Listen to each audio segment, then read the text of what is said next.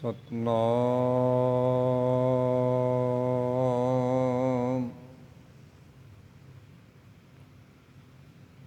ਵਾਹਿਗੁਰੂ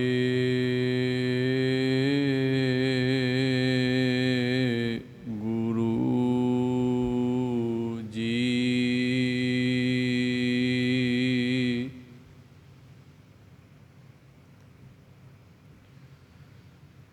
ਤੁਮ ਦਾਤੇ ਠਾਕੁਰ ਪ੍ਰਤਪਾਲਕ ਨਾਇਕ ਖਸਮ ਹਮਾਰੇ।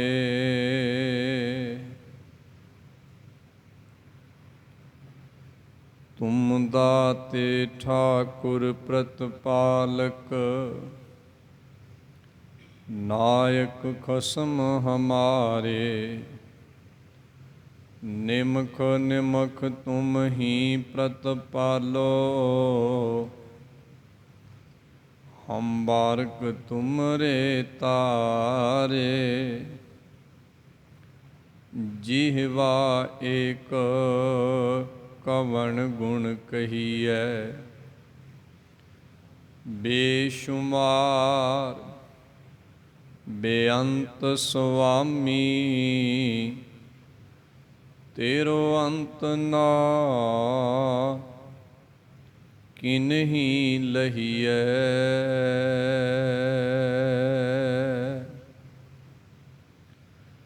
ਸਤਨਾਮ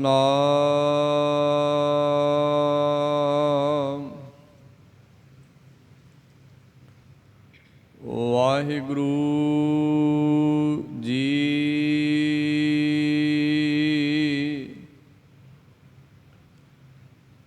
ਇਹੋ ਵਰ ਏਹਾ ਵਡਿਆਈ ਏ ਤਨ ਹੋਏ ਵਡ ਭਾਗਾ ਰਾਮ। ਇਹੋ ਰੰਗ ਇਹੋ ਰਸ ਭੋਗਾ ਹਰ ਚਰਣੀ ਮਨ ਲਾਗਾ ਰਾਮ। ਇਹੋ ਵਰ ਏਹਾ ਵਡਿਆਈ ਏ ਤਨ ਹੋਏ ਵਡ ਭਾਗਾ ਰਾਮ। ਇਹੋ ਰੰਗ ਇਹੋ ਰਸ ਭੋਗਾ ਹਰ ਚਰਣੀ ਮਨ ਲਾਗਾ ਰਾਮ। ਮਨ ਲਾਗਾ ਚਰਣੇ ਪ੍ਰਭ ਕੀ ਸਰਣੇ ਕਰਨ ਕਾਰਣ ਗੋਪਾਲਾ। ਸਭ ਕਿਛ ਤੇਰਾ ਤੂੰ ਪ੍ਰਭ ਮੇਰਾ। ਮੇਰੇ ਠਾਕੁਰ ਦੀਨ ਦਿਆਲਾ। ਮੋਹੇ ਨਿਰਗੁਣ ਪ੍ਰੀਤਮ ਸੁਖ ਸਾਗਰ ਸੰਤ ਸੰਗ ਮਨ ਜਾਗਾ। ਕਉ ਨਾਨਕ ਪ੍ਰਭ ਕਿਰਪਾ ਕੀਨੀ ਚਰਨ ਕਮਲ ਮਨ ਲਾਗਾ। ਕਉ ਨਾਨਕ ਪ੍ਰਭ ਕਿਰਪਾ ਕੀਨੀ ਚਰਨ ਕਮਲ ਮਨ ਲਾਗਾ।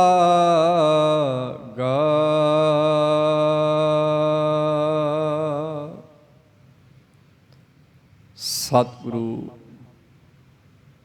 ਸਾਹਿਬ ਗੁਣੀ ਨਿਧਾਨ ਸਮਰੱਥ ਪਿਤਾ ਸ਼੍ਰੀ ਗੁਰੂ ਗ੍ਰੰਥ ਸਾਹਿਬ ਮਹਾਰਾਜ ਜੀ ਦੀ ਮੁਕੱਦਸ ਪ੍ਰਭਾਤ ਵੇਲੇ ਦੀ ਸਾਧ ਸੰਗਤ ਦੇ ਅੰਦਰ ਜੁੜ ਬੈਠੇ ਗੁਰੂ ਖਾਲਸਾ ਜੀ ਆਪ ਜੀ ਨੇ ਜਿਸ ਬਚਨ ਦਾ ਪਾਠ ਸੁਣਨਾ ਕੀਤਾ ਹੈ, ਇਹ ਬਚਨ ਸ਼ਹੀਦਾਂ ਦੇ ਸਿਰ ਤਾਜ ਸ੍ਰੀ ਗੁਰੂ ਅਰਜਨ ਸਾਹਿਬ ਮਹਾਰਾਜ ਜੀ ਦਾ ਉਚਾਰਨ ਕੀਤਾ ਹੋਇਆ ਰਾਗ ਸੂਹੀ ਦੇ ਵਿੱਚ ਗੁਰੂ ਗ੍ਰੰਥ ਸਾਹਿਬ ਮਹਾਰਾਜ ਜੀ ਦੇ ਪਾਵਨ ਅੰਗ 781 ਤੇ ਸ਼ੋਭਾਇਮਾਨ ਹੈ। ਇਸ ਮੁਕੰਮਲ ਸ਼ਬਦ ਦੇ ਅੰਦਰ ਕੁੱਲ 4 ਬੰਦ ਹਨ। 4 ਬੰਦਾਂ ਦੇ ਵਿੱਚੋਂ ਪਹਿਲੇ 3 ਬੰਦਾਂ ਦੀ ਵਿਚਾਰ ਤੁਸੀਂ ਸੁਣ ਚੁੱਕੇ ਹੋ। ਅੱਜ ਸ਼ਬਦ ਦੇ ਅਖੀਰਲੇ ਭਾਵ ਚੌਥੇ ਬੰਦ ਦਾ ਵਖਿਆਨ ਸਾਂਝਾ ਕੀਤਾ ਜਾ ਰਿਹਾ ਹੈ। ਗੁਰੂ ਮਹਾਰਾਜ ਕਿਰਪਾ ਰਹਿਮਤ ਕਰਨ। ਵਖਿਆਨ ਆਰੰਭ ਕਰਦੇ ਹਾਂ। ਇੱਕ ਵਾਰ ਪਿਆਰ ਸਹਿਤ ਕਹਿਣਾ ਜੀ, ਵਾਹਿਗੁਰੂ ਜੀ ਕਾ ਖਾਲਸਾ, ਵਾਹਿਗੁਰੂ ਜੀ ਕੀ ਫਤਿਹ। ਸਤਿਗੁਰੂ ਸ੍ਰੀ ਗੁਰੂ ਗ੍ਰੰਥ ਸਾਹਿਬ ਮਹਾਰਾਜ ਜੀ ਦੀ ਪਵਿੱਤਰ ਬਾਣੀ ਦੇ ਅੰਦਰ ਸਤਿਗੁਰੂ ਗੁਰੂ ਮਹਾਰਾਜ ਜੀ ਦੇ ਵੱਲੋਂ ਅਤੇ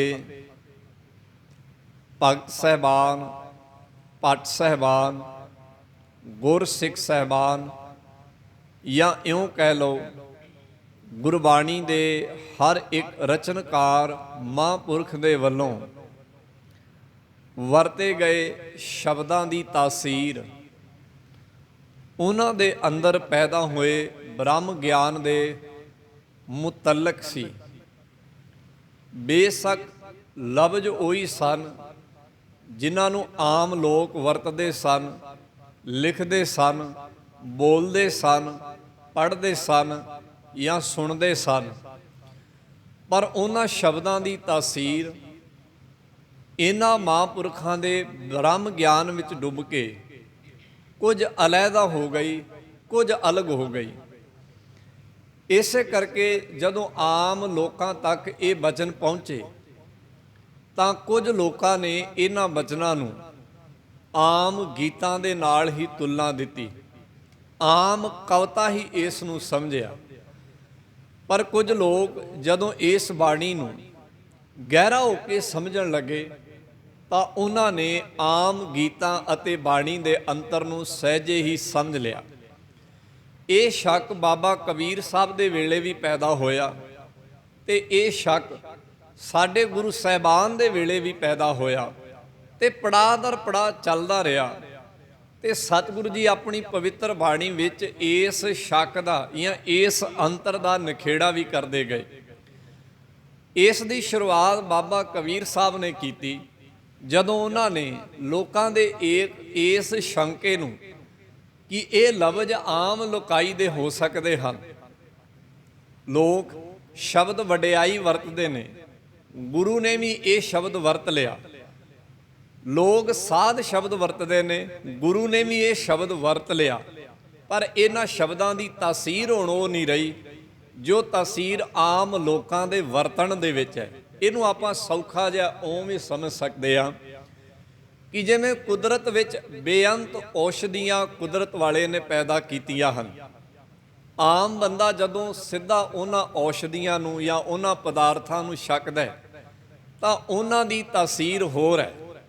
ਪਰ ਉਹੀ ਔਸ਼ਧੀ ਜਦੋਂ ਇੱਕ ਵੈਦ ਦੇ ਹੱਥਾਂ ਵਿੱਚ ਜਾਂਦੀ ਹੈ ਤੇ ਉਹ ਆਪਣੇ ਅੰਦਰੂਨੀ ਗਿਆਨ ਜਾਂ ਅੰਦਰੂਨੀ ਸਮਝ ਜਾਂ ਅੰਦਰੂਨੀ ਅਹਿਸਾਸ ਦੇ ਦੁਆਰਾ ਉਹਨਾਂ ਔਸ਼ਧੀਆਂ ਦੀ ਤਾਸੀਰ ਨੂੰ ਬਦਲ ਦਿੰਦਾ ਹੈ। ਉਦਾਹਰਣ ਦੇ ਤੌਰ ਤੇ ਸਤਿਗੁਰ ਦੀ ਬਾਣੀ ਵਿੱਚ ਇੱਕ ਬਾ ਕਮਾਲ ਉਦਾਹਰਣ ਹੈ ਸੱਪ ਦੇ ਜ਼ਹਿਰ ਦੀ। ਸੱਪ ਦੇ ਜ਼ਹਿਰ ਦਾ ਜ਼ਿਕਰ ਬਾਣੀ ਦੇ ਵਿੱਚ ਕਈ ਵਾਰ ਆਇਆ। ਸੱਪ ਨੂੰ ਮਾਇਆ ਦੇ ਨਾਲ ਤਰਜੀਹ ਦਿੱਤੀ ਗਈ। ਜਿੱਥੇ ਅਸੀਂ ਬਚਨ ਪੜ੍ਹਦੇ ਹਾਂ, ਮਾਇਆ ਹੋਈ ਨਾਗਨੀ ਜਗਤ ਰਹੀ ਲਪਟਾਏ, ਭਾਵ ਇਹਨਾਂ ਦੋਵਾਂ ਨੂੰ ਆਪਸ ਵਿੱਚ ਸਮਾਨਾਂਤਰ ਤੁਲਨਾ ਦੇ ਕੇ ਗੁਰੂ ਸਾਹਿਬ ਨੇ ਇੱਕ ਉਦਾਹਰਨ ਦਿੱਤੀ। ਕਹਿੰਦੇ ਜਿਵੇਂ ਸੱਪ ਦਾ ਜ਼ਹਿਰ ਇੱਕ ਸਿਆਣਾ ਬੰਦਾ ਕੱਢ ਕੇ ਉਹਦਾ ਕੁਸ਼ਤਾ ਕਰਕੇ ਉਹਦੀ ਦਵਾਈ ਬਣਾ ਦਿੰਦਾ ਹੈ, ਭਾਵ ਉਹਦੀ ਹੀ ਕਾਟ ਬਣਾ ਦਿੰਦਾ ਹੈ। ਜਿਸ ਚੀਜ਼ ਨਾਲ ਬੰਦਾ ਮਰਦਾ ਹੈ ਉਹਦੀ ਤਾਸੀਰ ਨੂੰ ਐਵੇਂ ਦਾ ਬਦਲ ਦਿੰਦਾ ਕਿ ਉਹੀ ਹੁਣ ਉਹਦੇ ਜੀਵਨ ਦਾਤਾ ਦੇ ਰੂਪ ਵਿੱਚ ਹੋ ਜਾਂਦੀ ਹੈ।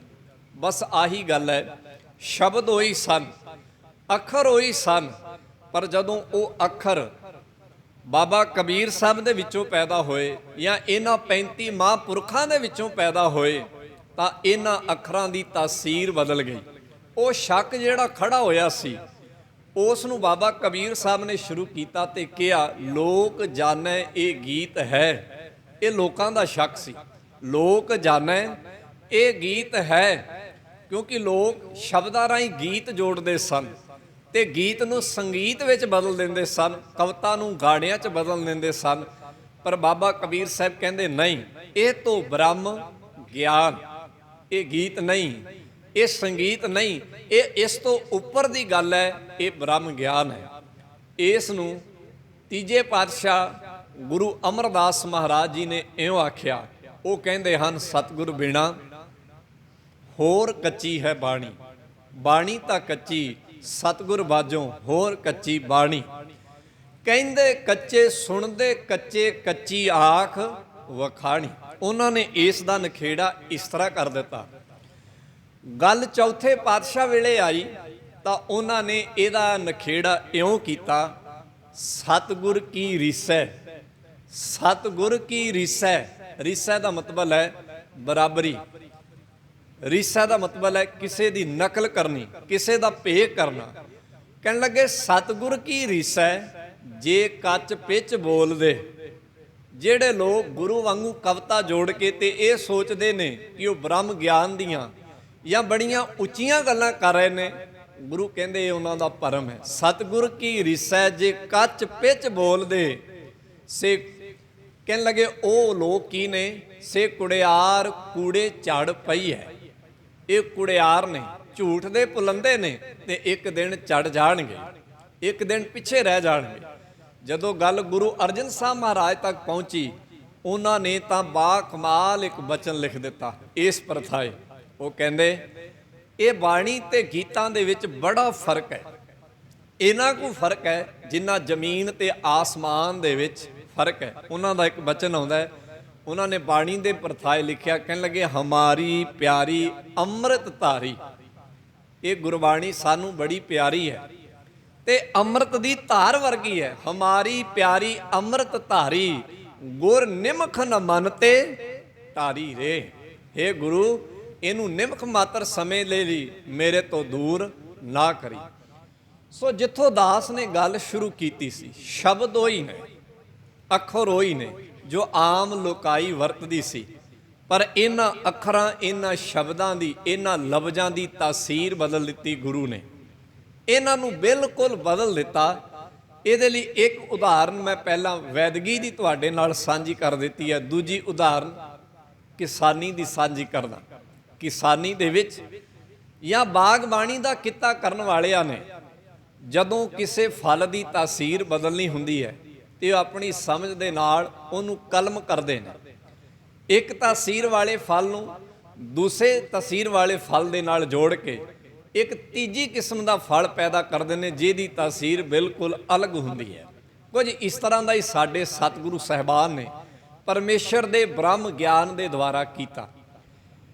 ਇਹ ਗੱਲ ਮੈਂ ਇਸ ਕਰਕੇ ਸਾਂਝੀ ਕੀਤੀ ਹੈ, ਅੱਜ ਦੇ ਸ਼ਬਦ ਅੰਦਰ ਇੱਕ ਲਫ਼ਜ਼ ਐਸਾ ਹੈ ਜੋ ਵਾਰ-ਵਾਰ ਸਾਨੂੰ ਕਿਸੇ ਐਸੇ ਪਾਸੇ ਖਿੱਚ ਕੇ ਲੈ ਜਾਂਦਾ ਹੈ ਜਿੱਧਰ ਜਾਣ ਤੋਂ ਗੁਰਮਤ ਸਾਨੂੰ ਰੋਕਦੀ ਹੈ, ਜਿੱਧਰ ਜਾਣ ਤੋਂ ਗੁਰਮਤ ਸਾਨੂੰ ਵਰਜਦੀ ਹੈ, ਤੇ ਜਿੱਧਰ ਗੁਰਮਤ ਆਖਦੀ ਹੈ ਕਿ ਆਪਣੀ ਸੁਰਤ ਨੂੰ ਨਾ ਲੈ ਕੇ ਜਾ, ਇਸ ਪਾਸੇ ਬਿਲਕੁਲ ਘੁੱਪ ਹਨੇਰਾ ਹੀ ਹਨੇਰਾ ਹੀ, ਇਹਦੇ ਵਿੱਚੋਂ ਕੁਝ ਨਹੀਂ ਨਿਕਲਦਾ। ਉਹ ਸ਼ਬਦ ਅੱਜ ਦੇ ਬਚਨ 'ਚ ਆਇਆ। ਗੁਰੂ ਅਰਜਨ ਸਾਹਿਬ ਮਹਾਰਾਜ ਕਹਿਣ ਲੱਗੇ ਇਹੋ ਵਰ ਸ਼ਬਦ ਹੈ। ਵਰ, ਇਹ ਸ਼ਬਦ, ਇਹਦੇ ਦੋ ਅਰਥ ਨੇ। ਇੱਕ ਵਰ ਦਾ ਅਰਥ ਹੁੰਦਾ ਹੈ, ਹਿੰਦੀ ਦਾ ਸ਼ਬਦ ਹੈ, ਉਹਦੇ 'ਚ ਵਰ ਦਾ ਅਰਥ ਹੁੰਦਾ ਪਤੀ ਤੇ ਵਧੂ ਦਾ ਅਰਥ ਹੁੰਦਾ ਹੈ ਪਤਨੀ। ਇੱਕ ਹਿੰਦੀ ਦਾ ਸ਼ਬਦ ਹੁੰਦਾ ਵਰ, ਉਹਦਾ ਅਰਥ ਹੁੰਦਾ ਵਰਦਾਨ, ਤੇ ਦੂਜਾ ਸ਼ਬਦ ਹੈ ਉਹਦੇ ਮੁਕਾਬਲੇ ਤੇ ਸ਼ਰਾਪ, ਵਰ ਤੇ ਸ਼ਰਾਪ। ਇੱਥੇ ਇਸ ਸ਼ਬਦ ਦਾ ਅਰਥ ਹੈ ਵਰ ਦਾ ਮਤਲਬ ਹੈ ਕਿਸੇ ਨੂੰ ਵਰਦਾਨ ਦੇਣਾ। ਤੇ ਜਦੋਂ ਵਰਦਾਨ ਦਾ ਪਿਛੋਕੜ ਅਸੀਂ ਪੜ੍ਹਦੇ ਹਾਂ ਤੇ ਬਹੁਤੀ ਵਾਰੀ ਸਾਡੀ ਸੁਰਤ ਜਿਹੜੀ ਹੈ ਸਨਾਤਨ ਮਤ ਦੇ ਉਸ ਵਿਸ਼ਾਲ ਵਰ ਸ਼ਬਦ ਦੀ ਵਿਆਖਿਆ ਵੱਲ ਚਲੀ ਜਾਂਦੀ ਹੈ। ਉਹ ਵਿਆਖਿਆ ਕਿਸ ਤਰ੍ਹਾਂ ਦੀ ਹੈ ਉਹਨੂੰ ਮੈਂ ਸੰਖੇਪ ਚ ਕਵਾਂਗਾ। ਹਾਲਾਂਕਿ ਬਾਣੀ 'ਚ ਵੀ ਉਹਦੀਆਂ ਕੁਝ ਉਦਾਹਰਨਾਂ ਸਤਿਗੁਰ ਨੇ ਵਰਤੀਆਂ ਨੇ, ਪਰ ਉਹ ਕਿਸੇ ਹੋਰ ਕਨਸੈਪਟ 'ਚ ਵਰਤੀਆਂ ਨੇ। ਉਹਦੀ ਗੱਲ ਅਸੀਂ ਬਾਅਦਾਂ 'ਚ ਕਰਾਂਗੇ। ਵਰ ਤੋਂ ਭਾਵ ਸਨਾਤਨ ਮਤ ਦਾ ਇਹ ਹੈ ਕਿ ਕੋਈ ਬੰਦਾ ਇੱਕ ਵਿਸ਼ੇਸ਼ ਤਾਕਤ ਰੱਖਦਾ ਹੈ ਤੇ ਉਹ ਕਿਸੇ ਦੂਸਰੇ ਬੰਦੇ ਦੇ ਸਿਰ ਤੇ ਹੱਥ ਧਰਦਾ ਹੈ ਜਾਂ ਉਹਦੇ ਸਰੀਰ ਤੇ ਕਿਸੇ ਚੀਜ਼ ਦਾ ਛਿੜਕਾਵ ਕਰਦਾ ਤੇ ਜੋ ਕਹਿੰਦਾ ਉਹਦੇ ਮੁਤਲਕ ਹੋ ਜਾਂਦਾ ਹੈ। ਇਹ ਵਰ ਦੀ ਸੰਖੇਪ ਜੀ ਵਿਆਖਿਆ ਹੈ ਜਿਹੜੀ ਅਸੀਂ ਸਨਾਤਨ ਮਤ ਦੇ ਅਨੇਕ ਦੇਵੀ ਦੇਵਤਿਆਂ ਤੇ ਉਹਨਾਂ ਨਾਲ ਜੁੜੇ ਹੋਏ ਰਾਖਸ਼ਾਂ ਦੇ ਇਤਿਹਾਸ ਤੋਂ ਪੜ੍ਹਦੇ ਹਾਂ, ਉਹਦੇ ਵਿੱਚੋਂ ਅਸੀਂ ਸੁਣਦੇ ਹਾਂ। ਪਰ ਜਦੋਂ ਅਸੀਂ ਗੁਰਮਤਿ ਪੜ੍ਹਾਂਗੇ, ਗੁਰਮਤਿ ਵਿੱਚ ਵਰ ਦੀ ਵਿਆਖਿਆ ਇਹ ਨਹੀਂ ਹੈ, ਬਿਲਕੁਲ ਇਸ ਤੋਂ ਉਲਟ ਹੈ, ਬਿਲਕੁਲ ਇਸ ਤੋਂ ਆਪੋਜਿਟ ਹੈ, ਬਿਲਕੁਲ ਇਸ ਤੋਂ ਪੁੱਠੀ ਹੈ। ਕਿਉਂਕਿ ਸਤਿਗੁਰੂ ਦੀ ਬਾਣੀ ਕਹਿੰਦੀ ਹੈ, ਗੁਰੂ ਦੀ ਬਾਣੀ ਨੇ ਇੱਕ ਗੱਲ ਬੜੀ ਸਪਸ਼ਟ ਜੀ ਕੀਤੀ ਹੈ ਕਿ ਇੱਥੇ ਹਰ ਇੱਕ ਚੀਜ਼ ਕਰਮ ਤੇ ਆਧਾਰਿਤ ਹੈ। ਜਿਵੇਂ ਦੇ ਜਿਹਦੇ ਕਰਮ ਹਨ ਉਹਨੂੰ ਉਵੇਂ ਦੀ ਦਾਤ ਮਿਲਦੀ ਹੈ। ਗੁਰਮਤਿ ਨੇ ਇਹ ਬੜਾ ਗਹਿਰਾ ਤੇ ਸਾਫ਼ ਤੇ ਸਿੱਧਾ ਜਿਹਾ ਸਪਸ਼ਟ ਜਿਹਾ ਫੈਸਲਾ ਆਪਣੀ ਬਾਣੀ 'ਚ ਕੀਤਾ ਹੈ। ਗੁਰਮਤਿ ਨੇ ਇਹ ਆਖਿਆ, ਜਿਹਾ ਬੀਜੈ ਸੋ ਲੂਣੈ ਕਰਮਾ ਸੰਦੜਾ ਖੇਤ। ਇਹ ਗੱਲ ਬਾਬਾ ਫਰੀਦ ਸਾਹਿਬ ਤੋਂ ਤੁਰੀ ਸੀ। ਉਹਨਾਂ ਨੇ ਇਸ ਨੂੰ ਇਉਂ ਆਖਿਆ ਸੀ, ਕਹਿਣ ਲੱਗੇ, ਲੋੜੈ ਦਾਖ ਬਜੁਰੀਆਂ ਕਿੱਕਰ ਬੀਜੈ ਜੱਟ ਹੰਡੈ ਉਨ ਕਤਾਏ ਦਾ ਪੈਂਦਾ ਲੋੜੈ ਪੱਟ। ਉਹਨਾਂ ਨੇ 4 ਉਦਾਹਰਨਾਂ ਦਿੱਤੀਆਂ। ਕਹਿਣ ਲੱਗੇ ਬੀਜ ਕਿੱਕਰਾਂ ਦਾ ਬੀਜਿਆ ਤੇ ਆਸ ਦਾਖਾਂ ਦੀ ਕਰ ਰਿਹਾ, ਐਸਾ ਸੰਭਵ ਨਹੀਂ। ਕੁਦਰਤ ਦਾ ਇਹ ਨੇਮ ਹੈ, ਕਾਦਰ ਦਾ ਇਹ ਨੇਮ ਹੈ ਕਿ ਕਿੱਕਰ ਬੀਜੀ ਹੈ ਤੇ ਕੰਡੇ ਹੀ ਹੋਣਗੇ, ਦਾਖਾਂ ਬੀਜੀਆਂ ਨੇ ਤੇ ਦਾਖਾਂ ਹੀ ਹੋਣਗੀਆਂ। ਬੀਜ ਜਿਹਦਾ ਹੈ, ਜੜ ਜਿਹਦੀ ਹੈ, ਉੱਪਰ ਡਾਣੀਆਂ ਵੀ ਉਹਦੀਆਂ ਹੀ ਹੋਣਗੀਆਂ। ਐਸਾ ਨਹੀਂ ਕਿ ਜੜ ਹੋਰ ਹੈ, ਬੀਜ ਹੋਰ ਹੈ ਤੇ ਉੱਪਰ ਕੁਝ ਹੋਰ ਹੋ ਜਾਏਗਾ। ਕਹਿਣ ਲੱਗੇ ਬੀਜੀ ਕਵਾਹ ਹੈ, ਬੀਜਿਆ ਨਰਮ ਹੈ ਤੇ ਆਸ ਜਿਹੜੀ ਹੈ ਉਹ ਮਹਿੰਗੀ ਮਲਮਲ ਦੀ ਲਾਈ ਬੈਠਾ ਹੈ। ਐਸਾ ਨਹੀਂ ਹੋ ਸਕਦਾ, ਐਸਾ ਅਸੰਭਵ ਹੈ। ਜਿਹਦਾ ਬੀਜ ਹੈ, ਜੋ ਮੁੱਢ ਹੈ, ਉਹੀ ਉੱਪਰ ਹੋਏਗਾ। ਸੋ ਬਾਬਾ ਫਰੀਦ ਸਾਹਿਬ ਨੇ ਸਭ ਤੋਂ ਪਹਿਲਾਂ ਸਨਾਤਨ ਮਤ ਦੇ ਬਰਾਬਰ ਇਹ ਚੀਜ਼ ਖੜੀ ਕੀਤੀ, ਕਿਉਂਕਿ ਸਨਾਤਨ ਮਤ ਵਿੱਚ ਕੁਦਰਤ ਦੇ ਇਸ ਸਿਧਾਂਤ ਦੀ ਬਹੁਤ ਥਾਵਾਂ ਤੇ ਵਿਰੋਧਤਾ ਸਾਨੂੰ ਮਿਲਦੀ ਹੈ। ਜਿੱਥੇ ਵੀ ਵਰ ਦਾ ਜ਼ਿਕਰ ਆਏਗਾ, ਉੱਥੇ ਨਾਲ ਦੀ ਨਾਲ ਕੁਦਰਤ ਦੇ ਇਸ ਸਿਧਾਂਤ ਦੀ ਵਿਰੋਧਤਾ ਜਾਂ ਕੁਦਰਤ ਦੇ ਇਸ ਨਿਯਮ ਦੀ ਵਿਰੋਧਤਾ ਜਿਹੜੀ ਹੈ ਸਨਾਤਨ ਮਤ ਦੀਆਂ ਕਹਾਣੀਆਂ ਮਿਥਿਹਾਸਕ ਗਥਾਵਾਂ ਦੇ ਵਿੱਚੋਂ ਸਾਨੂੰ ਸਾਫ਼ ਨਜ਼ਰ ਆ ਜਾਏਗੀ। ਸਤਿਗੁਰੂ ਗੁਰੂ ਸਾਹਿਬ ਜੀ ਨੇ ਵਰ ਦੀ ਵਿਆਖਿਆ ਕੁਝ ਅਲੱਗ ਕੀਤੀ। ਉਹਨਾਂ ਨੇ ਸ਼ਬਦ ਬਦਲੇ ਵਰਤਿਆ, ਇਹਦੇ ਤੋਂ ਅਸੀਂ ਮੁਨਕਰ ਨਹੀਂ ਜਾਂ ਇਸ ਤੋਂ ਸਾਡੇ ਗੁਰੂ ਸਾਹਿਬ ਮੁਨਕਰ ਨਹੀਂ, ਪਰ ਇਸ ਸ਼ਬਦ ਦੀ ਤਾਸੀਰ ਨੂੰ ਬਦਲ ਦਿੱਤਾ ਹੈ। ਵਰ ਦਾ ਭਾਵ ਉਹਨਾਂ ਨੇ ਉਹ ਨਹੀਂ ਰੱਖਿਆ ਜੋ ਸਨਾਤਨ ਮਤ ਦੇ ਵਿੱਚ ਹੈ ਕਿ ਕਿਸੇ ਤੇ ਕਿਸੇ ਚੀਜ਼ ਦਾ ਛਿੜਕਾਵ ਕਰ ਦੇਣਾ ਜਾਂ ਕਿਸੇ ਨੂੰ ਲਫ਼ਜ਼ਾਂ ਨਾਲ ਹੀ ਕੁਝ ਕਹਿ ਦੇਣਾ ਤੇ ਉਹਦਾ ਸਾਰਾ ਕੁਝ ਬਦਲ ਜਾਣਾ। ਗੁਰੂ ਇਹਦੇ ਵਿੱਚ ਵਿਸ਼ਵਾਸ ਨਹੀਂ ਰੱਖਦੇ। ਗੁਰੂ ਵਿਸ਼ਵਾਸ ਰੱਖਦੇ ਨੇ ਕਮਾਈ 'ਚ। ਗੁਰੂ ਵੀ ਬਚਨ ਕਹਿੰਦਾ ਹੈ, ਸਿੱਖ ਨਾਲ ਬਚਨ ਕਰਦਾ ਹੈ, ਪਰ ਬਚਨ ਕਰਨ ਤੋਂ ਬਾਅਦ ਗੁਰੂ ਇਹ ਕਹਿੰਦਾ ਹੈ ਕਿ ਜਿਹੜੇ ਬਚਨ ਮੈਂ ਤੇਰੇ ਨਾਲ ਕੀਤੇ ਨੇ ਤੂੰ ਇਹਦੀ ਕਮਾਈ ਕਰ, ਕਮਾਈ ਤੋਂ ਬਾਅਦ ਤੇਰੇ ਤੇ ਬਖਸ਼ਿਸ਼ ਜ਼ਰੂਰ ਹੋ ਜਾਏਗੀ, ਇਹ ਮੇਰਾ ਵਾਅਦਾ ਹੈ। ਪਰ ਸਨਾਤਨ ਮਤ 'ਚ ਐਸਾ ਨਹੀਂ। ਸਨਾਤਨ ਮਤ ਵਾਲਾ ਇਹ ਕਹਿੰਦਾ ਜੋ ਉਹਨੇ ਬਚਨ ਕਹਿ ਦਿੱਤੇ ਉਹ ਉਸੇ ਵੇਲੇ ਤੇਰੇ ਤੇ ਲਾਗੂ ਹੋ ਜਾਣਗੇ। ਉੱਥੇ ਕਹਾਣੀਆਂ ਕੁਝ ਇਸ ਤਰ੍ਹਾਂ ਦੀਆਂ ਨੇ। ਇਹ ਇੱਕ ਬੜਾ ਵੱਡਾ ਫਰਕ ਹੈ, ਇਹ ਇੱਕ ਬੜਾ ਵੱਡਾ ਅੰਤਰ ਹੈ ਗੁਰਮਤਿ ਅਤੇ ਸਨਾਤਨ ਮਤ ਦੇ ਵਿੱਚ, ਬਾਕੀ ਧਰਮਾਂ ਦੇ ਇਤਿਹਾਸ ਦੇ ਵਿੱਚ।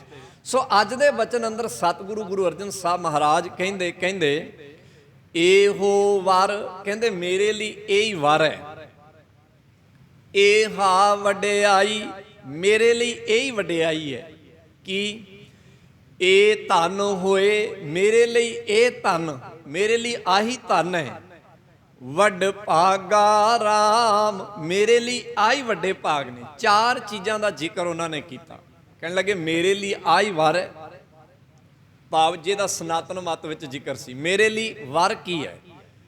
ਦੂਜਾ ਕਹਿਣ ਲੱਗੇ ਮੇਰੇ ਲਈ ਆਹੀ ਵਡਿਆਈ ਹੈ, ਮੇਰੇ ਲਈ ਆਹੀ ਧਨ ਹੈ, ਦੌਲਤ ਹੈ, ਤੇ ਮੇਰੇ ਲਈ ਆਹੀ ਵੱਡੇ ਭਾਗ ਹਨ। ਬਚਨ ਨੂੰ ਫੇਰ ਦੁਬਾਰਾ ਸਮਝਣਾ। ਕਹਿੰਦੇ ਇਹੋ ਵਰ ਏਹਾ ਵਡਿਆਈ, ਇਹ ਧਨ ਹੋਏ ਵੱਡ ਭਾਗਾ ਰਾਮ। ਕੀ ਹੈ ਇਹੋ ਰੰਗ, ਮੇਰੇ ਲਈ ਇਹੋ ਹੀ ਰੰਗ ਹੈ। ਰੰਗ ਦਾ ਭਾਵ ਇੱਥੇ ਹੈ ਪਿਆਰ, ਮੁਹੱਬਤ। ਰੰਗ ਦਾ ਅਰਥ ਕੋਈ ਕਲਰ ਨਹੀਂ। ਬਾਣੀ ਵਿੱਚ ਰੰਗ ਸ਼ਬਦ ਦੇ ਕਈ ਭਾਵ ਗੁਰੂ ਨੇ ਦਰਜ ਕੀਤੇ ਹਨ। ਇੱਥੇ ਰੰਗ ਦਾ ਭਾਵ ਹੈ ਪਿਆਰ। ਕਹਿਣ ਲੱਗੇ ਮੇਰੇ ਲਈ ਆਹੀ ਪਿਆਰ ਹੈ, ਇਹੋ ਰਸ, ਮੇਰੇ ਲਈ ਆਹੀ ਰਸ ਹੈ। ਭੋਗਾ, ਮੇਰੇ ਲਈ ਆਹੀ ਭੋਗ ਨੇ। ਕੀ ਭਾਵ ਕੁਝ ਚੀਜ਼ਾਂ ਜਿਨ੍ਹਾਂ ਨੂੰ ਬੰਦਾ ਬੜੀਆਂ ਵੱਡੀਆਂ ਸਮਝਦਾ ਸੀ। ਭੋਗ ਬੰਦੇ ਲਈ ਇੱਕ ਬੜੀ ਵੱਡੀ ਚੀਜ਼ ਹੈ। ਬੰਦੇ ਦੇ ਲਈ ਰੰਗ ਪਿਆਰ ਬੜੀ ਵੱਡੀ ਚੀਜ਼ ਹੈ। ਬੰਦੇ ਦੇ ਲਈ ਵੱਡੇ ਭਾਗ ਬੜੇ ਵੱਡੀ ਚੀਜ਼ ਨੇ। ਬੰਦੇ ਲਈ ਦੌਲਤ ਧਨ ਬੜੀ ਵੱਡੀ ਚੀਜ਼ ਹੈ। ਬੰਦੇ ਦੇ ਲਈ ਵਡਿਆਈ ਬੜੀ ਵੱਡੀ ਚੀਜ਼ ਹੈ। ਬੰਦੇ ਦੇ ਲਈ ਵਰ ਬੜੀ ਵੱਡੀ ਚੀਜ਼ ਹੈ। ਇਹ ਕੁਝ ਵੱਡੀਆਂ ਚੀਜ਼ਾਂ ਜੋ ਬੰਦੇ ਦੀ ਮਾਨਸਿਕਤਾ ਦੇ ਵਿੱਚ ਵਸੀਆਂ ਹੋਈਆਂ ਨੇ ਪਿਛੋਕੜ ਦੇ ਵਿੱਚੋਂ। ਅਸੀਂ ਇਹਦੇ ਬਾਰੇ ਬਹੁਤ ਸਾਰੀਆਂ ਕਥਾਵਾਂ ਵੀ ਸੁਣਦੇ ਹਾਂ। ਅੱਜ ਵੀ ਕੋਈ ਬੰਦਾ ਆਮ ਬੰਦਿਆਂ ਨੂੰ ਕਮਾਈ ਦੇ ਤੌਰ ਤੇ ਪਿੱਛੇ ਛੱਡ ਜਾਏ ਤੇ ਆਪਾਂ ਕਹਿੰਦੇ ਆ ਇਹਦੇ ਬੜੇ ਵੱਡੇ ਭਾਗ ਨੇ, ਜਾਂ ਇਹਦੀ ਕਿਸਮਤ ਬੜੀ ਤੇਜ਼ ਹੈ। ਅੱਜ ਵੀ ਇਹ ਲਫ਼ਜ਼ ਅਸੀਂ ਆਪਣੀ ਸੱਭਿਅਤਾ, ਆਪਣੇ ਸੱਭਿਆਚਾਰ ਵਿੱਚ ਵਰਤਦੇ ਹਾਂ। ਇਹ ਸਾਡੀ ਮਾਨਸਿਕਤਾ ਦੇ ਵਿੱਚ ਵਸੇ ਹੋਏ ਨੇ। ਤਾਂ ਸਤਿਗੁਰੂ ਜੀ ਇਸ ਗੱਲ ਦੀ ਵਿਆਖਿਆ ਇੱਕ ਥਾਂ ਤੇ ਰੱਖ ਕੇ ਕਰ ਰਹੇ ਨੇ। ਫਿਰ ਮੈਂ ਦੁਹਰਾ ਦੇਵਾਂ। ਗੁਰੂ ਕਹਿਣ ਲੱਗੇ ਇਹੋ ਵਰ ਏਹਾ ਵਡਿਆਈ, ਇਹ ਧਨ ਹੋਏ ਵੱਡ ਭਾਗਾ ਰਾਮ। ਇਹੋ ਰੰਗ ਇਹੋ ਰਸ ਭੋਗਾ। 6 ਚੀਜ਼ਾਂ ਦਾ ਜ਼ਿਕਰ 7 ਚੀਜ਼ਾਂ ਦਾ ਜ਼ਿਕਰ ਗੁਰੂ ਮਹਾਰਾਜ ਨੇ ਕੀਤਾ। ਪਰ ਇਹ 7 ਚੀਜ਼ਾਂ ਨੂੰ ਜੋੜਿਆ ਕਿਹਦੇ ਨਾਲ ਕਿ ਇਹ 7 ਚੀਜ਼ਾਂ ਤੇਰੀ ਜ਼ਿੰਦਗੀ 'ਚ ਆਉਣਗੀਆਂ ਕਿੱਥੋਂ? ਵਰ ਕਿੱਥੋਂ ਆਏਗਾ, ਵਡਿਆਈ ਕਿੱਥੋਂ ਆਏਗੀ, ਧਨ ਕਿੱਥੋਂ ਆਏਗਾ, ਤੇਰੇ ਵੱਡੇ ਭਾਗ ਕਿੱਥੋਂ ਹੋਣਗੇ, ਤੈਨੂੰ ਪਿਆਰ ਕਿੱਥੋਂ ਮਿਲੇਗਾ, ਤੇਰੀ ਜ਼ਿੰਦਗੀ 'ਚ ਰਸ ਕਿੱਥੋਂ ਆਏਗਾ, ਭੋਗ ਕਿੱਥੋਂ ਆਏਗਾ। ਗੁਰੂ ਕਹਿੰਦੇ ਹਰ ਚਰਣੀ ਮਨ ਲਾਗਾ ਰਾਮ। ਇਹਨਾਂ ਸਾਰੀਆਂ ਚੀਜ਼ਾਂ ਨੂੰ ਗੁਰੂ ਨੇ ਇੱਕ ਬਿੰਦੂ ਤੇ ਇਕੱਠਾ ਕਰ ਦਿੱਤਾ। ਕਹਿਣ ਲੱਗੇ ਪਰਮੇਸ਼ਰ ਦੇ ਚਰਨਾਂ ਨਾਲ ਲੱਗਣਾ, ਇਹੀ ਸਮਝ ਲਾ ਵਾਰਾ, ਇਹੀ ਸਮਝ ਲਾ ਸਭ ਤੋਂ ਵੱਡੀ ਵਡਿਆਈ ਆ, ਇਹੀ ਸਮਝ ਲਾ ਸਭ ਤੋਂ ਵੱਡਾ ਧਨ ਆ, ਇਹੀ ਸਮਝ ਲਾ ਸਭ ਤੋਂ ਵੱਡੇ ਭਾਗ ਨੇ, ਇਹੀ ਸਮਝ ਲਾ ਸਭ ਤੋਂ ਵੱਡਾ ਪਿਆਰ ਆ, ਤੇ ਇਹੀ ਸਮਝ ਲਾ ਸਭ ਤੋਂ ਵੱਡਾ ਰਸ ਆ, ਤੇ ਇਹੀ ਸਮਝ ਲਾ ਸਭ ਤੋਂ ਵੱਡਾ ਭੋਗ ਹੈ। ਇਹ ਸਾਰੀਆਂ ਚੀਜ਼ਾਂ ਇੱਕ ਬਿੰਦੂ ਤੇ ਗੁਰੂ ਨੇ ਇਕੱਠੀਆਂ ਕਰ ਦਿੱਤੀਆਂ। ਗੁਰੂ ਕਹਿੰਦੇ ਹਰ ਚਰਨੀ ਮਨ ਲਾਗਾ ਰਾਮ। ਮੇਰਾ ਮਨ ਪਰਮੇਸ਼ਰ ਦੇ ਚਰਨਾਂ ਨਾਲ ਜੁੜ ਗਿਆ। ਮੇਰੇ ਲਈ ਸਮਝ ਲਓ ਇਹੀ ਰੱਬ ਦਾ ਵਾਰਾ, ਮੇਰੇ ਲਈ ਸਮਝ ਲਓ ਇਹੀ ਸਭ ਤੋਂ ਵੱਡੀ ਵਡਿਆਈ ਆ, ਮੇਰੇ ਲਈ ਸਮਝ ਲਓ ਇਹੀ ਸਭ ਤੋਂ ਵੱਡੇ ਭਾਗ ਨੇ, ਮੇਰੇ ਲਈ ਸਮਝ ਲਓ ਇਹੀ ਰੰਗ ਆ, ਤੇ ਮੇਰੇ ਲਈ ਸਮਝ ਲਓ ਇਹੀ ਭੋਗ ਆ। ਇਹਦੇ ਪਰਥਾਏ ਮੈਨੂੰ ਇਤਿਹਾਸ ਵਿੱਚੋਂ ਇੱਕ ਗਾਥਾ ਯਾਦ ਆਈ, ਮੈਂ ਤੁਹਾਡੇ ਨਾਲ ਸਮਝਾਂਗਾ, ਤੁਹਾਡੇ ਨਾਲ ਸਾਂਝੀ ਕਰਾਂਗਾ। ਇਹ ਗੱਲਾਂ ਕੁਝ ਕਹਿਣ ਦੀਆਂ ਨਹੀਂ, ਜੋ ਗੁਰੂ ਨੇ ਕਹੀਆਂ ਨੇ, ਸਿੱਖਾਂ ਨੇ ਇਸ ਨੂੰ ਆਪਣੀ ਛਾਤੀ ਤੇ ਆਪਣੇ ਖੂਨ 'ਚ ਲਿਖਿਆ। ਗੱਲ ਹੈ ਆਨੰਦਪੁਰ ਦੀ। ਇੱਕ ਬੀਬੀ ਦੇ ਕੁਝ ਪੁੱਤਰ ਸਨ। ਕਿਸੇ ਨੇ ਉਹਦੀ ਗਿਣਤੀ 7 ਲਿਖੀ ਹੈ, ਕਿਸੇ ਨੇ ਕੁਝ ਲਿਖੀ ਹੈ। ਉਸ ਬੀਬੀ ਦੇ ਇੱਕ ਪੁੱਤਰ ਨੂੰ ਛੱਡ ਕੇ ਬਾਕੀ ਦੇ ਬਾਕੀ ਸਾਰੇ ਦੇ ਸਾਰੇ ਗੁਰੂ ਸਾਹਿਬ ਦੀਆਂ ਜੰਗਾਂ ਜਾਂ ਗੁਰੂ ਸਾਹਿਬ ਜੀ ਦੀ ਸੇਵਾ ਦੇ ਵਿੱਚ ਲੱਗ ਕੇ ਆਪਣਾ ਜੀਵਨ ਲੇਖੇ ਦੇ ਵਿੱਚ ਲਾ ਗਏ। ਇੱਕ ਪੁੱਤਰ ਜੋ ਬੀਬੀ ਦੇ ਕੋਲ ਰਹਿੰਦਾ ਸੀਗਾ, ਉਹ ਕਿਸੇ ਕਾਰਨ ਬਿਮਾਰ ਹੋ ਗਿਆ। ਉਹ ਬੀਬੀ ਆਪਣੇ ਉਸ ਪੁੱਤਰ ਨੂੰ ਲੈ ਕੇ ਗੁਰੂ ਸਾਹਿਬ ਜੀ ਦੇ ਚਰਨਾਂ 'ਚ ਆਈ ਕਿ ਮਹਾਰਾਜ ਆਪ ਇਹਦੇ ਸਿਰ ਤੇ ਹੱਥ ਧਰੋ, ਇਸ ਨੂੰ ਬਖਸ਼ਿਸ਼ ਕਰੋ ਕਿ ਇਹ ਸਿਹਤਯਾਬ ਹੋ ਜਾਏ, ਇਹ ਠੀਕ ਠਾਕ ਹੋ ਜਾਏ ਤੇ ਆਪ ਜੀ ਦੀ ਸੇਵਾ ਕਰ ਸਕੇ। ਗੁਰੂ ਮਹਾਰਾਜ ਜੀ ਨੇ ਆਪ ਉਹਨੂੰ ਛਾਤੀ ਨਾਲ ਲਾਇਆ, ਉਹਦਾ ਦਵਾ ਦਾਰੂ ਕਰਾਇਆ ਤੇ ਬੀਬੀ ਨੂੰ ਹੌਸਲਾ ਦੇ ਕੇ ਘਰੇ ਤੋਰ ਦਿੱਤਾ ਕਿ ਕੋਈ ਗੱਲ ਨਹੀਂ, ਪਰਮੇਸ਼ਰ ਦਇਆ ਕਰੇਗਾ, ਇਹ ਬੱਚਾ ਇੱਕ ਦਿਨ ਜ਼ਰੂਰ ਠੀਕ ਹੋ ਜਾਏਗਾ, ਤੂੰ ਘਬਰਾ ਨਾ। ਬੀਬੀ ਘਰੇ ਚਲੀ ਗਈ, ਪਰ ਬੱਚੇ ਦੀ ਸਿਹਤ ਜਿਹੜੀ ਹੈ ਕਿਸੇ ਭਿਆਨਕ ਰੋਗ ਨਾਲ ਗ੍ਰਸਤ ਹੋਣ ਕਰਕੇ ਦਿਨੋਂ ਦਿਨ ਵਿਗੜਦੀ ਗਈ ਤੇ ਇੱਕ ਦਿਨ ਉਹ ਆ ਗਿਆ ਜਿਸ ਦਿਨ ਉਹ ਅੱਖਾਂ ਮੀਟ ਗਿਆ। ਉਹਦਾ ਉਹ ਅਖੀਰਲਾ ਪੁੱਤ ਵੀ ਚਲਾ ਗਿਆ। ਬੀਬੀ ਨੇ ਬੜਾ ਵਰਲਾਪ ਕੀਤਾ, ਬੜੀ ਰੋਈ, ਬੜੀ ਉਸ ਨੇ ਦੁਹੱਥੜਾਂ ਮਾਰੀਆਂ। ਗੁਰੂ ਮਹਾਰਾਜ ਵੀ ਪਹੁੰਚੇ, ਸਾਰੀ ਗੱਲ ਉੱਥੇ ਹੋਈ।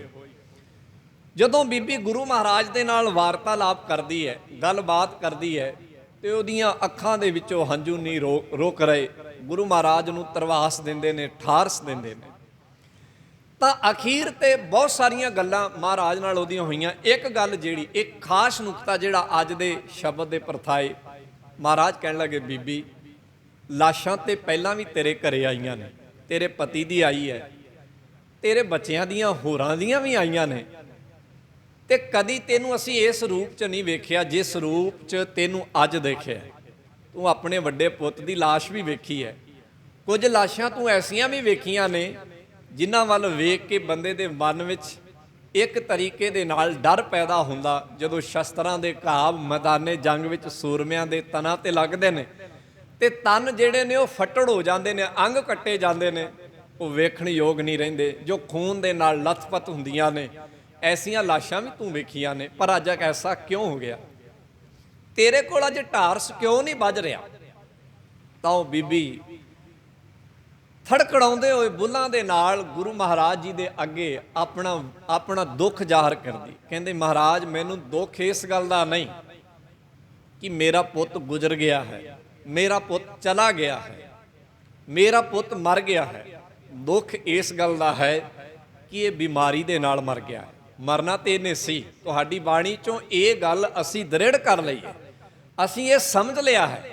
ਤੁਹਾਡੀ ਬਾਣੀ ਨੇ ਇਹ ਗੱਲ ਸਾਡੀ ਸੁਰਤ ਵਿੱਚ ਵਸਾ ਦਿੱਤੀ ਹੈ ਸੱਚੇ ਪਾਤਸ਼ਾਹ ਕਿ ਜੀਵਨ ਦੀ ਇੱਕ ਸੀਮਾ ਹੈ। ਇਹ ਉਸ ਤਰ੍ਹਾਂ ਹੈ ਜਿਵੇਂ ਬਾਣੀ ਦੇ ਵਿੱਚ ਇੱਕ ਉਦਾਹਰਨ ਹੈ ਕਿ ਬੰਦਾ ਇੱਕ ਦੀਵਾਰ ਤੇ ਕਿੰਨੀ ਕੁ ਦੂਰ ਤੱਕ ਦੌੜ ਸਕਦਾ ਹੈ। ਇੱਕ ਦਿਨ ਤੇ ਉਸ ਦੀਵਾਰ ਦਾ ਕਿਨਾਰਾ ਆਏਗਾ ਨਾ।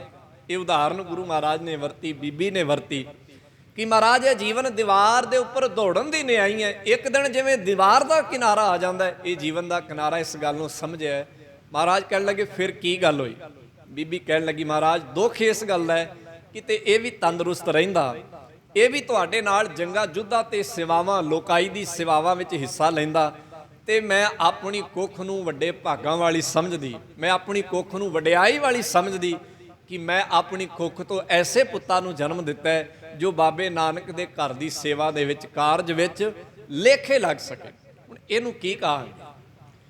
ਬੀਬੀ ਨੇ ਇਸ ਗੱਲ ਨੂੰ, ਆਪਣੇ ਬੱਚਿਆਂ ਦੀ ਕੁਰਬਾਨੀ ਨੂੰ ਵੀ ਗੁਰੂ ਦੀ ਬਖਸ਼ਿਸ਼ ਦੇ ਨਾਲ ਜੋੜ ਦਿੱਤਾ ਕਿ ਤੇਰੀ ਮੈਂ ਰਹਿਮਤ ਹੋਈ ਹੈ ਤੇ ਮੇਰੇ ਬੱਚੇ ਤੇਰੇ ਲੇਖੇ ਲੱਗ ਸਕੇ। ਸੋ ਜਿਨ੍ਹਾਂ ਨੇ ਬਾਣੀ ਨੂੰ ਧੁਰ ਅੰਦਰ ਤੋਂ ਸਮਝਿਆ ਹੈ, ਉਹਨਾਂ ਨੇ ਹਰ ਇੱਕ ਗੱਲ ਨੂੰ ਪਰਮੇਸ਼ਰ ਦੇ ਚਰਨਾਂ ਦੇ ਨਾਲ ਜੋੜ ਦਿੱਤਾ।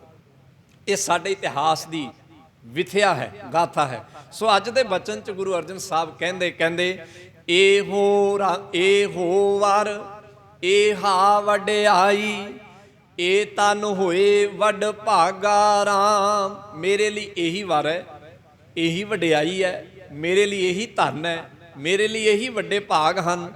ਇਹੋ ਰੰਗ, ਮੇਰੇ ਲਈ ਇਹੀ ਰੰਗ ਹੈ। ਇਹੋ ਰਸ, ਮੇਰੇ ਲਈ ਆਹੀ ਰਸ ਹੈ।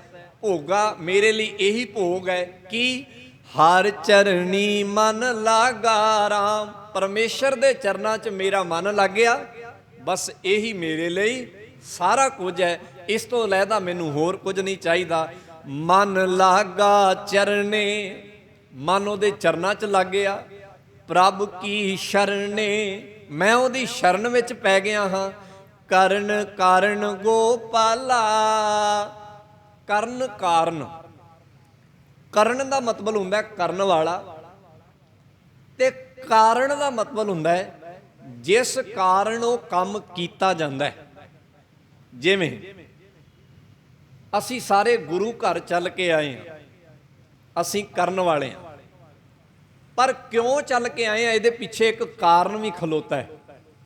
ਹੋ ਸਕਦਾ ਮੇਰਾ ਕਾਰਨ ਹੋਰ ਹੋਵੇ। ਤੁਹਾਡੇ ਤੁਸੀਂ ਜਿੰਨੇ ਸਤ ਸੰਗੀ ਜਨ ਬੈਠੇ ਹੋ, ਕਿਸੇ ਦਾ ਕਾਰਨ ਕੁਝ ਹੋਵੇ। ਕਿਸੇ ਦਾ ਕਾਰਨ ਇਹ ਹੋਵੇ ਕਿ ਮੈਂ ਸਤਸੰਗ ਕਰਨੀ ਹੈ।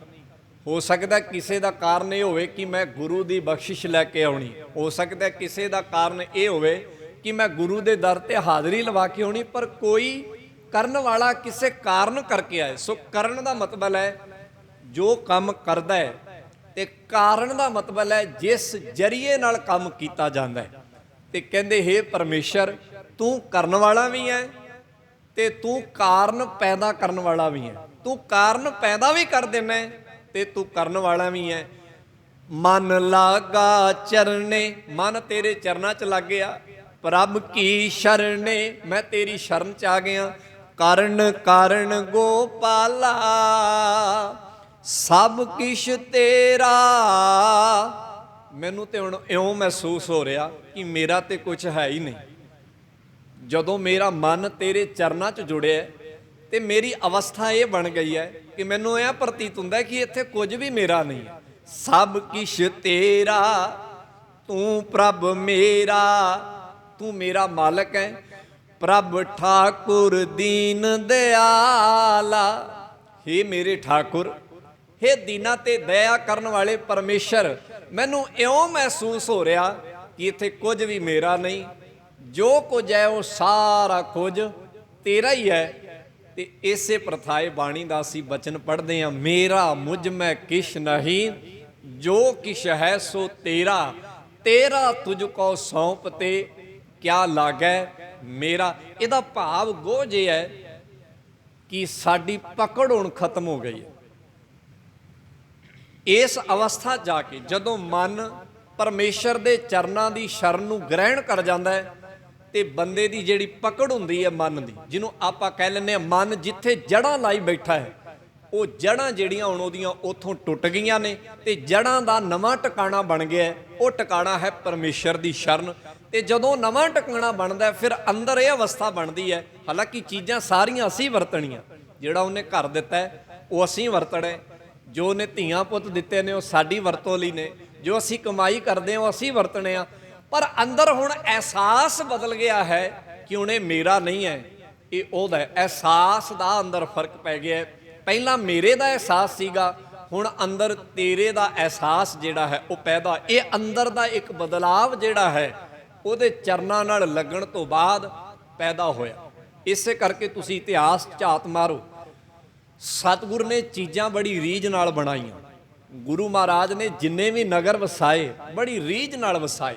ਕਿਤੇ ਉਹ ਪੁਰਾਣੇ ਨਗਰਾਂ ਦੇ ਵਿੱਚ ਗੁਰੂ ਸਾਹਿਬ ਦੇ ਵੇਲੇ ਬਣੀਆਂ ਹੋਈਆਂ ਚੀਜ਼ਾਂ ਨੂੰ ਜਦੋਂ ਅਸੀਂ ਤੱਕਦੇ ਹਾਂ ਤੇ ਦਿਲ ਆਸ਼ਾ-ਸ਼ਕਾਰ ਹੁੰਦਾ। ਅਸੀਂ ਦਰਬਾਰ ਸਾਹਿਬ ਦੀ ਇਮਾਰਤ ਨੂੰ ਤੱਕਦੇ ਹਾਂ, ਅਸੀਂ ਸਰੋਵਰ ਸਾਹਿਬ ਨੂੰ ਦੇਖਦੇ ਹਾਂ, ਉਹਦੀ ਰਚਨਾ ਨੂੰ ਦੇਖਦੇ ਹਾਂ ਤੇ ਅਸੀਂ ਅੱਤ ਹੋ ਜਾਂਦੇ ਹਾਂ ਕਿ ਘਰੇ ਕਿਤੇ ਪਾਣੀ ਦਾ ਪਾਈਪ ਵੀ ਥੋੜਾ ਜਿਹਾ ਲੀਕ ਹੋ ਜਾਏ ਨਾ ਤੇ ਸਾਰਾ ਘਰ ਸੇਮ ਦੇ ਨਾਲ ਭਰ ਜਾਂਦਾ। ਸਾਰੇ ਘਰ ਦੀ ਜਿਹੜੀ ਆ ਸ਼ਕਲ ਵਿਗੜ ਜਾਂਦੀ ਹੈ, ਰੰਗ ਉਤਰ ਜਾਂਦਾ ਹੈ।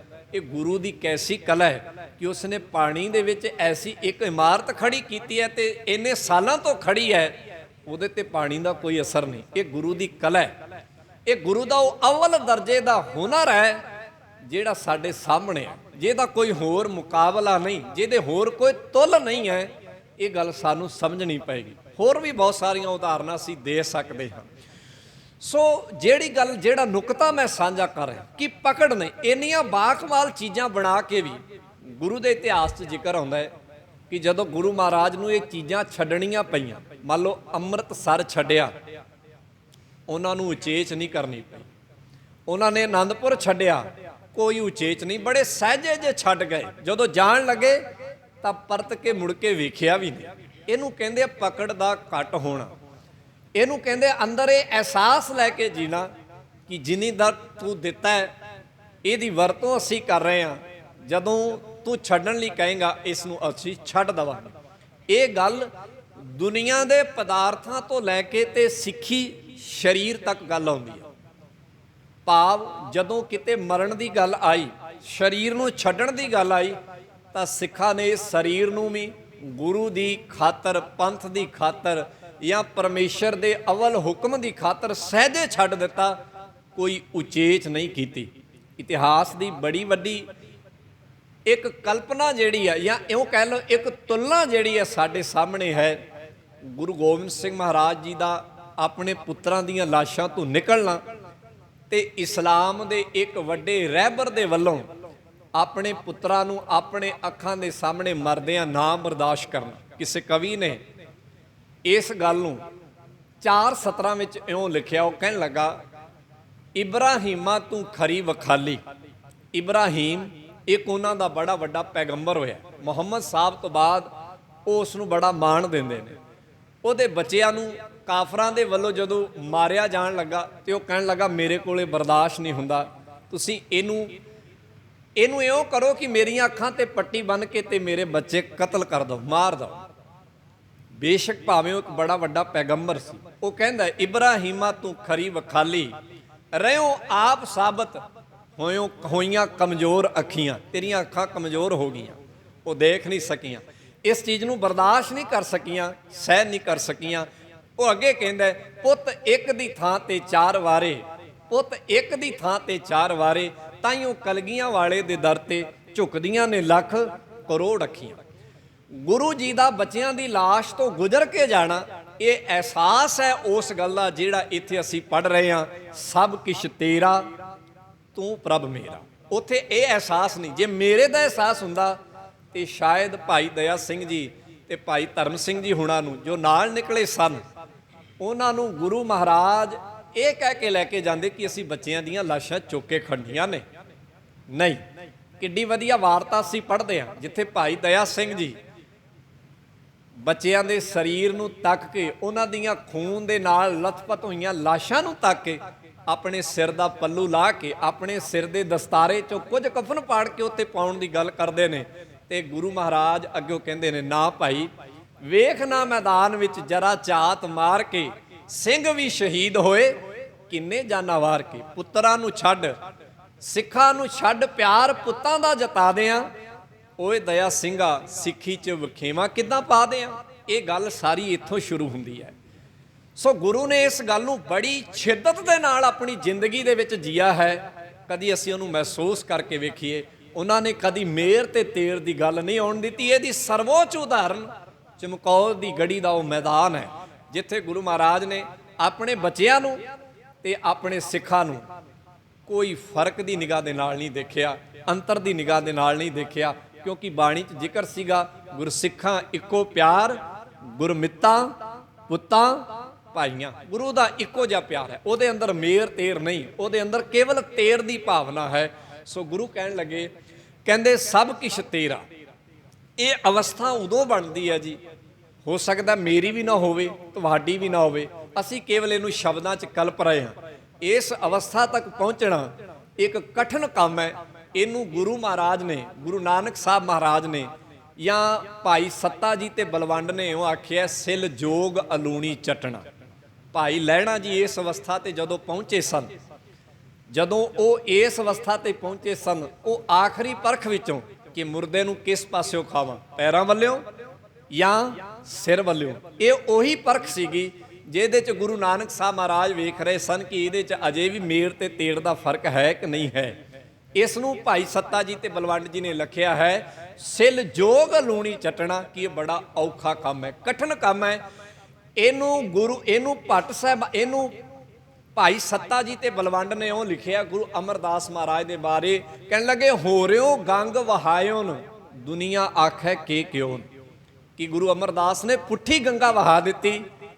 ਦੁਨੀਆ ਦੇ ਲੋਕ ਆਖਣ ਲੱਗੇ ਗੁਰੂ ਅਮਰਦਾਸ ਨੇ ਕੀ ਕਰ ਵਿਖਾਇਆ। ਸੋ ਇਹ ਬੜਾ ਉੱਚ ਅਵਸਥਾ ਹੈ। ਤਾਂ ਗੁਰੂ ਕਹਿਣ ਲੱਗੇ, ਸਭ ਕਿਛ ਤੇਰਾ ਤੂੰ ਪ੍ਰਭ ਮੇਰਾ, ਮੇਰੇ ਠਾਕੁਰ ਦੀਨ ਦਿਆਲਾ, ਮੋਹਿ ਨਿਰਗੁਣ ਪ੍ਰੀਤਮ ਸੁਖ ਸਾਗਰ,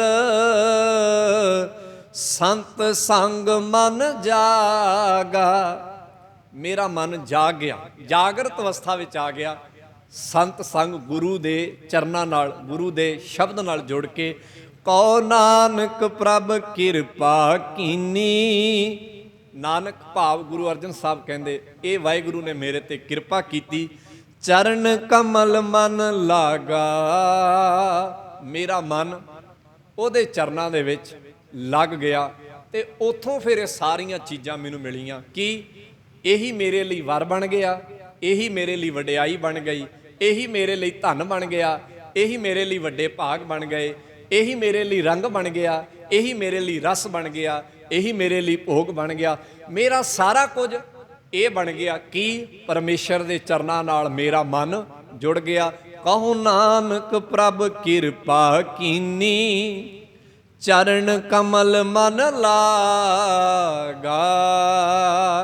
ਹੋਈਆਂ ਭੁੱਲਾਂ ਗਲਤੀਆਂ ਦੀ ਸਤ ਸੰਗੀ ਜਨਾਂ ਤੇ ਸਮਰੱਥ ਗੁਰੂ ਗ੍ਰੰਥ ਸਾਹਿਬ ਮਹਾਰਾਜ ਸੱਚੇ ਪਾਤਸ਼ਾਹ ਨੇ ਖਿਮਾ ਬਖਸ਼ਿਸ਼ ਕਰਨੀ, ਪਿਆਰ ਸਹਿਤ ਕਹਿਣਾ ਜੀ ਵਾਹਿਗੁਰੂ ਜੀ ਕਾ ਖਾਲਸਾ ਵਾਹਿਗੁਰੂ ਜੀ ਕੀ ਫਤਿਹ। ਰਾਮ ਕਲੀ ਮਹੱਲਾ ਤੀਜਾ। ਆਨੰਦ ਏਕ ਓੰਕਾਰ ਸਤਿਗੁਰ ਪ੍ਰਸਾਦ। ਆਨੰਦ ਪਿਆ ਮੇਰੀ ਮਾਈ, ਸਤਿਗੁਰੂ ਮੈਂ ਪਾਇਆ।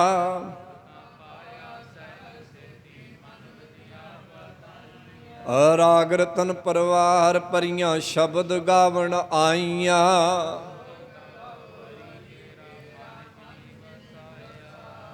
ਕਹਿ ਨਾਨਕ ਆਨੰਦ ਹੋਵਾ, ਸਤਿਗੁਰੂ ਮੈਂ ਪਾਇਆ।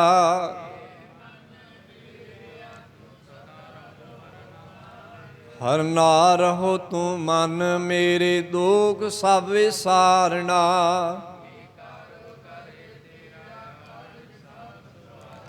ਸਭਨਾ ਗੱਲਾਂ ਸਮਰੱਥ ਸੁਆਮੀ, ਸੋ ਕਿਉ ਮਨੋ ਵਿਸਾਰੇ। ਸਾਚੇ ਸਾਹਿਬਾ ਕਿਆ ਨਹੀਂ ਕਰਤੇ ਰਹਿ, ਸਦਾ ਸਿਫਤ ਸਲਾਹ ਤੇਰੀ ਨਾਮ ਮਨ ਵਸਾਵੇ।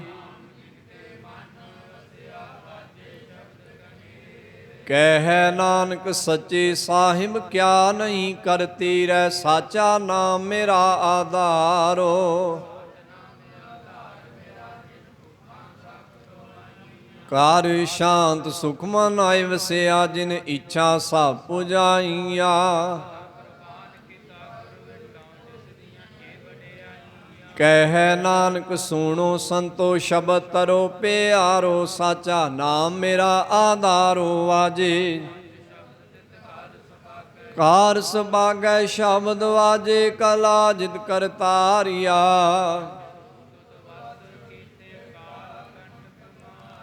ਤੁਰ ਕਰਮ ਪਾਇਆ ਤੁਧ ਜਿਨ ਕੋ, ਸੇ ਨਾਮ ਹਰਿ ਕੈ ਲਾਗੇ।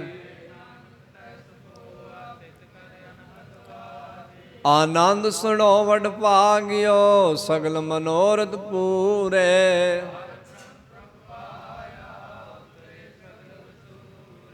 ਦੁਖ ਰੋਗ ਸੰਤਾਪ ਉਤਰੇ, ਸੁਣੀ ਸੱਚੇ ਬਾਣੀ। ਸੁਣਤੇ ਪੁਨੀਤ ਕਹਿਤੇ ਪਵਿੱਤ, ਸਤਿਗੁਰ ਰਹਾ ਭਰਪੂਰੇ। ਬਿਨਵੰਤ ਨਾਨਕ ਗੁਰ ਚਰਨ ਲਾਗੇ, ਵਾਜੇ ਅਨਹਦ ਤੂਰੇ। ਸੁਣਤੇ ਪੁਨੀਤ ਕਹਿਤੇ ਪਵਿੱਤ, ਸਤਿਗੁਰ ਰਹਾ ਭਰਪੂਰੇ। ਬਿਨਵੰਤ ਨਾਨਕ ਗੁਰ ਚਰਨ ਲਾਗੇ, ਵਾਜੇ ਅਨਹਦ ਤੂਰੇ। ਵਾਹਿਗੁਰੂ ਜੀ ਕਾ ਖਾਲਸਾ ਵਾਹਿਗੁਰੂ ਜੀ ਕੀ ਫਤਿਹ। ਤੂੰ ਠਾਕੁਰ